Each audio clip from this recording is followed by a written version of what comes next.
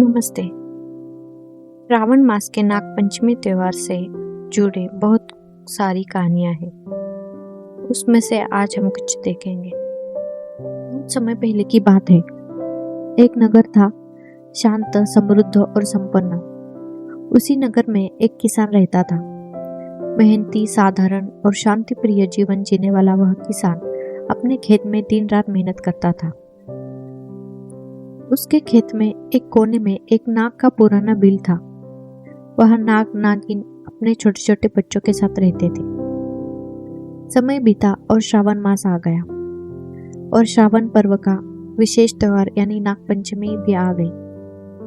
नाग पंचमी के दिन भी किसान रोज की तरह अपना हल लेकर खेत में काम करने चला गया। तभी दुर्भाग्यवश उसका हल सीधे नाग के बिल पर चला गया। उस हल की चोट से बिल के अंदर सो रहे नाग नागिन के छोटे छोटे सर्प बच्चे मारे गए। कुछ समय बाद नागिन वहां आई।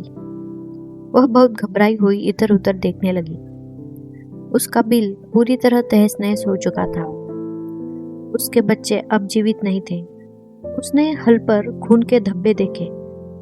नागिन का हृदय दुख और क्रोध से जल उठा। उसे यकीन हो गया कि किसान के हल से ही उसके बच्चों की मौत हुई है।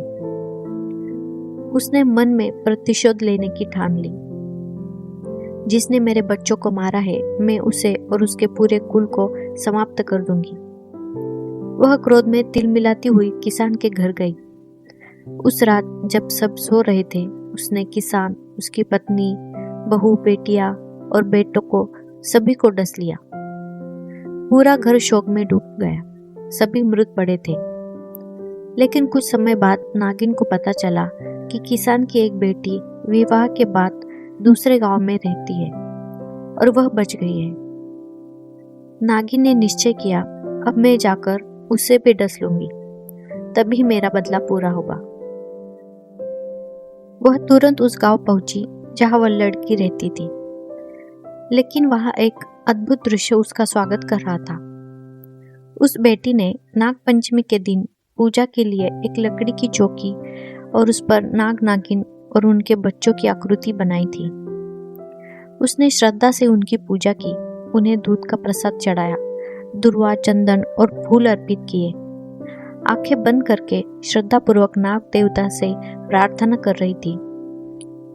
नागिन वहां पहुंची और यह पूजा देखकर चकित और प्रसन्न हो गई।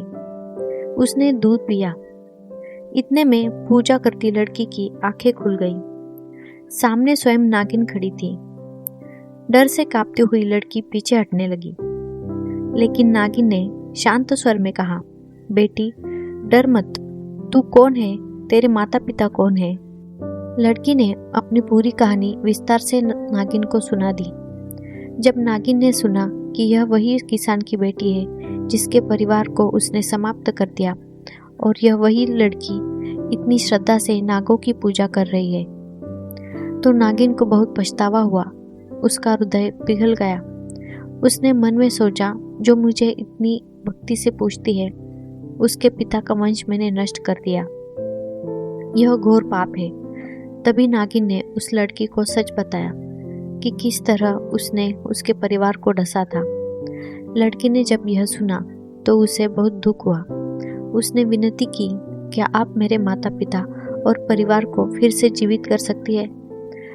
नागिन ने करुणा से उसे देखा और कहा, हाँ, मैं तुम्हें अमृत देती हूँ, इसे उनके मुख में डालना, वे फिर से जीवित हो जाएंगे। लड़की ने आदरपूर्वक अमृत लिया और तुरंत अपने मायके पहुंची। हर एक मृत परिजन के मुख में अमृत की बूंदें डाली। सभी लोग फिर से जीवित हो गए।